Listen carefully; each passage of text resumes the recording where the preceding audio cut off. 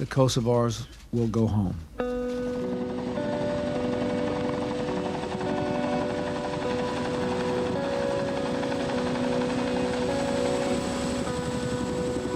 Ne veç kemi hypë në për helikopterat, herë kanë qenë helikopterat Chinook. Ai moment i nisjes në Kosovë me atë ushtri, kur njëtën teme nuk muj me haru.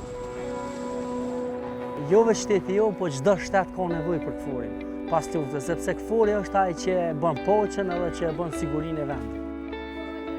Smatram da su potrebne jer bez njihovog prisustva ne bi bilo moguće uspostaviti pravi mir. Zoran Spasić i kalon mëngjeset me shpezët që i mban në oborin e shtëpisë së tij në Rubovc të Lipjanit. Për serbin 56 vjeçar, jeta në këtë fshat 35 kilometra larg kryeqytetit kosovar është shumë më e qetë se sa 26 vjet më parë, kur Kosova sapo kishte dalë nga lufta me Serbinë, një konflikt që la mbi 13.500 të vrarë. Pas përfundimit të luftës, tensionet ndërretnike midis shumicës shqiptare dhe pakicës serbe u përshkallëzuan. Në këtë fshat të përzier etnikisht, tensionet u fashitën pas hyrjes së trupave paqëruajtëse të misionit të NATO-s në Kosovë, KFOR.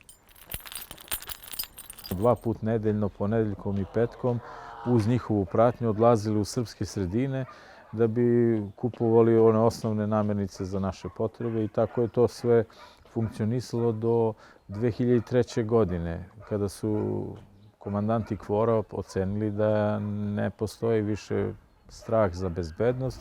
Pas luftës në Kosovë, KFOR-i u vendos në shumicën e vendbanimeve, ku jetonin shqiptar dhe serb. Një kontingjent paqëruajtësish u vendos edhe në fshatin Rubovc për të mundësuar banorëve lokal rikthimin në jetën e tyre dhe vijimin e punëve bujqësore. Žetvu, setve, oni su na polju izlazili sa svojim vozilima, obezbeđivali nas, tako da smo sve naše potrebe koje smo imali u tom momentu uz pomoć njihovu završavali. Në vitet e pas luftës, KFOR-i luajti një rol kyç në parandalimin e incidenteve ndërretnike. Kosova themeloi institucionet e saj dhe më 2008 shpalli pavarësinë, duke e bërë policinë e Kosovës përgjegjësen kryesore për sigurinë. Shka e tu bo, përgatita? Sot, në fshatin Rubovc, Zorani bashkjeton me fqinjët e tij shqiptar. A bashkën atje? Nureddin Zaskoku ishte 8 vjeç, kur në vitin 1999 në fshatin e tij hyn trupat paqëruajtëse të KFOR-it. KFOR-i pse ka ardhur ka qenë shumë e mirë, se ka qenë siguri edhe për shembull edhe për ne dhe për ta, se ka mujt edhe mas luftës me pas ndoshta për ta na i kërcënim pi dikujt tjetër ose ndaj sen, e kështu ka qenë shumë e mirë, ka qenë mirë sa ardhur. Përmes aktiviteteve për komunitetin, KFOR-i ndihmoi në rikthimin e jetës në normalitet. Po na ka ndihmuar me shumë sene, me aktivitete për me bashkëpunu, me lojra, me gjithçka, bëhen. Forcat paqëruajtëse të KFOR-it, si mision i udhëhequr nga NATO-ja, u dërguar në Kosovë më 12 qershor 1999. Kjo bëri të mundur kthimin në shtëpitë e tyre të më shumë se 800.000 shqiptarëve, të cilët ishin larguar me dhunë nga forcat serbe, si dhe kthimin e qindra serbëve që u larguan pas çlirimit të Kosovës. Kujtim Gjevori e kujton ende qartë ditën kur nga Maqedonia e Veriut hyri në Kosovë i shoqëruar nga trupat ushtarake të NATO-s. Në ato kohë, 21 vjeç, ai shërbeu si përkthyes për forcat britanike të KFOR-it.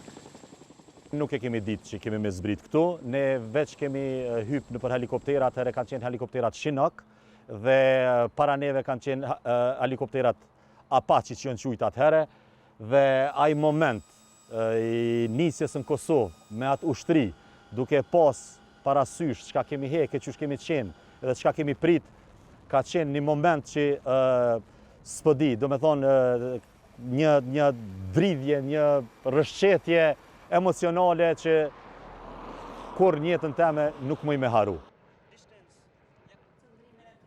Agim Qeku, ish ushtarak dhe ish kryeministër i Kosovës, vlerëson se prania e KFOR-it mbetet ende e nevojshme për vendin. Dhe do t'jetë këtu përderisa normalizohen marrëdhëniet derisa të jetë njohja e ndërsjellë dhe derisa të vlerësohet se nuk ka më rrezik të ripërtrirjes së konfliktit. Derisa në Kosovë, misioni paqëruajtës i NATO-s ende ofron siguri, përfshirë mbrojtjen e kufirit me Serbinë, disa shtete evropiane kanë përmendur mundësinë e dërgimit të një misioni të ngjashëm në Ukrainë, e cila po përballet me pushtimin rus që nga viti 2022. Por a mund të shërbej rasti i Kosovës si një model për Ukrainën? Ivan Vejvoda, bashkëpunëtori i lartë në Institutin për Shkenca Humane në Vjenë, beson se po, por ai thekson se procesi është i ndërlikuar. One needs to solidify the foundations of peace to show political willingness, but of course on terms that are fair to especially Ukraine. That was a sovereign European country invaded without reason by its nuclear-powered neighbor, Russia. Pavarësisht nëse do të arrihet pajtim për të dërguar mision ushtarak paqëruajtës në Ukrainë, serbë dhe shqiptarë të Kosovës besojnë se një forcë paqëruajtëse do t'i krijonte kushtet për paqe mes ukrainasve dhe rusve. Smatram da su potrebne jer bez njihovog prisustva ne bi bilo moguće uspostaviti pravi mir. Jo vetëm Kosovë, gjithkohë, çdo shtet që ka luftë gjithmonë i nevojitet KFOR-i për mas pari për stabilitetin e gjendjes edhe për me avyt popullin, për paqe më shkurtërisht. Situata e sigurisë në Kosovë është përmirësuar gjatë 25 viteve të fundit. Megjithatë, Kosova dhe Serbia ende nuk e njohin njëra tjetrën, edhe prej vitesh zhvillojnë dialog për normalizimin e marrëdhënieve, të ndërmjetësuar nga Bashkimi Evropian. Gjatë viteve ka ndodhur edhe incidente të rënda, ku KFOR-i ka luajtur rol kyç në ruajtjen e paqes, por është kritikuar për dështimin në ndalimin e dhunës, si gjatë razirave të vitit 2004. Ato u nxitën nga thashetheme të rreme se 3 fëmijë shqiptar etnik ishin mbytur si rezultat i veprimeve të serbëve, duke shkaktuar 19 viktima, mes tyre 11 shqiptar dhe 8 serb. Së fundi, KFOR-i është përballur me dhunë nga serbët lokal, si në majin e 2023-s në veri të Kosovës. Në vitet e para pas luftës, KFOR-i kishte 50.000 trupa, por pas vlerësimeve të vazhdueshme të sigurisë, ky numër sot ka rënë në rreth 4.600 ushtar. Prania e trupave në Kosovë është rritur sa herë që situata ka qenë tensionuar, sikurse pas sulmit të armatosur në Banjsk në shtator të vitit 2023. Aktualisht pjesë e misionit të KFOR-it janë 29 shtete anëtare të NATO-s. Sekretari i përgjithshëm i NATO-s, Mark Rutte, gjatë një vizite në Kosovë më 11 mars, tha se dërgimi eventual i forcave paqëruajtëse të udhëhequra nga Evropa në Ukrainë mund të ndikojë në rishikimin e pranisë së trupave edhe në Ballkanin Perëndimor.